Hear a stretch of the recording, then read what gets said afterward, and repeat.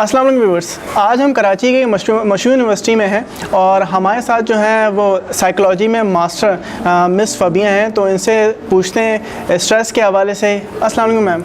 अस्सलाम वालेकुम। कैसी हैं आप? अल्हम्दुलिल्लाह ठीक ठाक। स्ट्रेस होता क्या है, कुछ बताएंगे इस बारे में? अच्छा, स्ट्रेस बेसिकली आउटसाइड वर्ल्ड से डिमांड जब आपके पास लाइफ में डिफरेंट चैलेंजेस आते हैं एंड आपको ये इंटरनली लगता है कि हम इसको हैंडल नहीं कर सकते। कोई भी ऐसी चीज़ जो डिमांड, कोई भी ऐसी चीज़ जो कि दुनिया में बाहर हो रही है, आपकी अपनी पर्सनल लाइफ से, आपकी अपनी ज़ात से हट के कोई चीज़ जब आपसे डिमांड की जाती है और आपको लगता है कि आप उस प्रेशर को बेयर नहीं कर पाएंगे, उसको हम स्ट्रेस कहते हैं। तो स्ट्रेस बेसिकली आता बाहर से है लेकिन हैंडल इंटरनली अंदर से होता है। अच्छा, तो इसको हम किस तरह, एक नॉर्मल इंसान किस तरह इसको हैंडल कर सकता है? अच्छा, सबसे पहले तो हमें ये आइडेंटिफाई करने की ज़रूरत है कि क्या मैं स्ट्रेस में हूँ कि भी नहीं। ठीक है, एट टाइम्स ऐसा होता है कि आपको पता ही नहीं होता कि आप स्ट्रेस में हैं और आप स्ट्रेस में होते हैं। लेट्स से फॉर एग्जांपल आपकी बॉडी में यहाँ पे स्टिफनेस है, मसल्स में, आपकी बोन्स में पेन, आपके मसल्स में पेन्स है, आपके बैक में पेन है, आपको हेडेक है, आपको नोजिया है, आपको फॉर एग्जांपल स्टमक अपसेट है, पेट में गड़बड़ हो रही है, नोजिया फीलिंग है। ठीक है, आप लेथार्जिक, बहुत थकन महसूस हो रही है, दिन भर कोई काम नहीं किया लेकिन फिर भी थके हुए हैं, रात को बेड पे जा रहे फिर भी पैरों में बहुत दर्द है। यहाँ की मसल्स, सबसे ज़्यादा आपको स्ट्रेस यहाँ पे फील होगा, शोल्डर्स की साइड पे, क्योंकि सबसे ज़्यादा हमारे पास लोड हमारे कंधों पे ही होता है ना, तो सबसे ज़्यादा स्ट्रेस आपको यहाँ फील होता है। जहाँ जब भी आपको ऐसा फील हो या आप कन्फ्यूज़ हैं, कंफ्यूज हो रहे हैं, भूल रहे हैं चीज़ें रख के, चीज़ें कहाँ रखी हैं भूल गए, ज़रा सिचुएशन चेंज हो जाए एकदम फ्रस्ट्रेट हो जाते हैं, इरिटेट हो जाते हैं, ये सब साइंस एंड सिम्टम्स हैं कि आपको अब स्ट्रेस है, अब आप स्ट्रेस के अंदर आ गए हैं।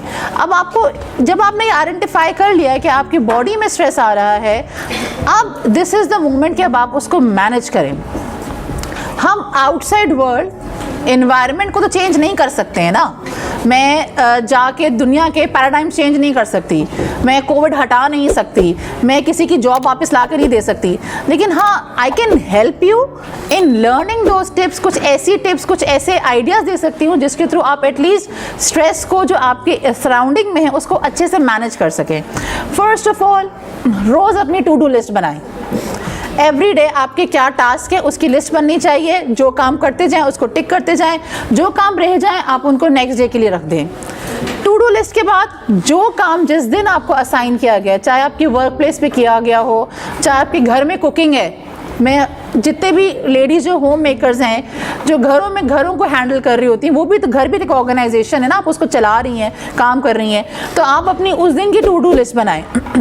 जो आपको, अगर आप स्टूडेंट हैं और आपको कोई टास्क असाइन किया है, कोई असाइनमेंट दिया गया है, तो आप उस दिन, आप उसी दिन, जिस दिन आप पे टास्क आया है उस दिन से आप उस टास्क को एवरी डे के लिहाज से डिवाइड कर दें। जब आप उसको तकसीम कर देंगे, आज मैं इतना काम करूँगा, आज मैं इतना करूँगा, आज मैं इतना करूँगा, तो ऑटोमेटिकली एक तो आपकी टाइमलाइन बन गई, एक तो आपका जो लोड इतना बड़ा आपको जो पहाड़ लग रहा था वो डिवाइड हो गया, जिसकी वजह से जब आपकी डेडलाइन आएगी, डेडलाइन से पहले आपका काम ऑलरेडी कंप्लीट होगा। तो एक चीज़ होगी टू डू लिस्ट, दूसरी होगी टाइम मैनेजमेंट, जो मैंने अभी आपको सिखा दी। इसके अलावा आपको ये चीज़ आइडेंटिफाई करनी है कि जो स्ट्रेस, जो प्रेशर आ रहा है, क्या वो आपके अपने कंट्रोल में है या आउटसाइड योर सर्कमस्टांसेस, आपकी ज़िंदगी के ऐसे सर्कमस्टांसेस हैं जिनको आप कंट्रोल नहीं कर सकते। कोई ऐसी चीज़ जो कि आप कंट्रोल नहीं कर सकते, आपने उस चीज़ को हैंडल करना है।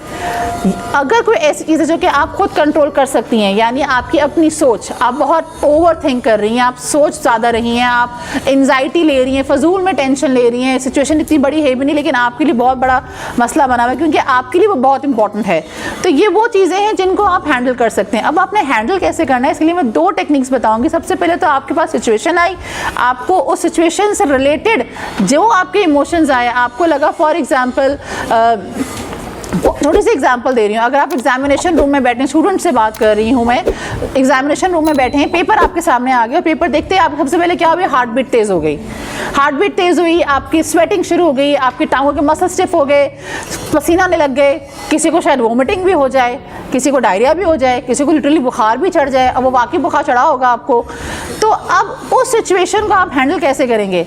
पेपर तो आप छोड़ नहीं सकते ना, पेपर तो देना है हर हाल में, आज नहीं तो कल देना है वरना फेल हो जाएंगे।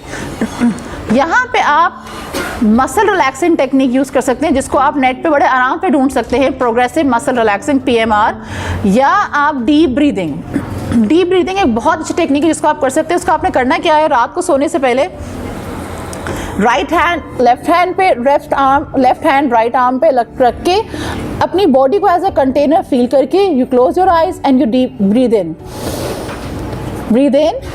Hold and then breathe out. 2-3 दफ़ा आपने ऐसे प्रैक्टिस करनी है, आपकी बैक स्ट्रेट होगी। आप चाहें तो कोई भी सूदिंग म्यूज़िक या कोई ऐसी दुआ जिससे आप रिलैक्स फील करते हैं वो चला सकते हैं। इसके अलावा दूसरा एक और वे डीप ब्रीथिंग का है, आपने एक हाथ अपने फोरहेड पे रखा, अदर हाथ अपने टमी पे रखा, you close your eyes, you breathe in, hold and you breathe out. ठीक है। इसके अलावा थर्ड वे ये है, आपने बस अपनी आइज़ क्लोज कर दी, लाइट्स ऑफ कर दी। फॉर एग्जाम्पल कोई बहुत अच्छी फ्रेगनेंस जो आपको अच्छी लगती है वो अपने सामने रखी है, और आपने कोई अच्छा सा, फॉर एग्जांपल अगर किसी को म्यूज़िक रिलैक्स करता है वो म्यूज़िक लगाया, जैसे मुझे जो है सूरा दुआएं रिलैक्स करती हैं, मैं दुआ लगा लेती हूँ, और आपने बस उसको सुनने के साथ साथ आपने डीप ब्रीदिंग की और इमेजिन किया। लेट्स से फॉर एग्जांपल आप वाकई एग्जामिनेशन रूम के अंदर हैं, आहिस्ता आहिस्ता आपकी जो एंजाइटी एग्जामिनेशन रूम से रिलेटेड थी वो एक वक्त आएगा रिड्यूस हो जाएगी, या खाली आंखें बंद करके अब आपने सिर्फ डीप ब्रीदिंग की। इस तरह से आप एटलीस्ट अपने स्ट्रेस को हैंडल कर सकते हैं। होता क्या है, हमें लगता है कि हम सिचुएशन हैंडल नहीं कर सकते क्योंकि क्या हमें पता ही नहीं होता कि हम ये कर भी सकते हैं या नहीं कर सकते। चीज़ें हमारे सामने आती हैं, हम उसको एज अ थ्रेट फील करते हैं, जबकि वो थ्रेट नहीं होता, वो चैलेंज होता है। जब हम दरिया में छलांग मारते हैं तो हम दरिया पार कर ही लेते हैं। तो उस सिचुएशन को हैंडल करने के लिए आपको सबसे पहले अपनी बॉडी को, अपने आप को समझना ज़रूरी है, अपने आप को रिलैक्स करना ज़रूरी है, जिससे जब आपकी बॉडी रिलैक्स होगी, आपका माइंड रिलैक्स होगा, आपके इमोशंस सेटल्ड होंगे, तो आप ऑटोमेटिकली स्ट्रेस को बड़े अच्छे से मैनेज कर लेंगे। Last tip for you all, please remember you have loved ones around you.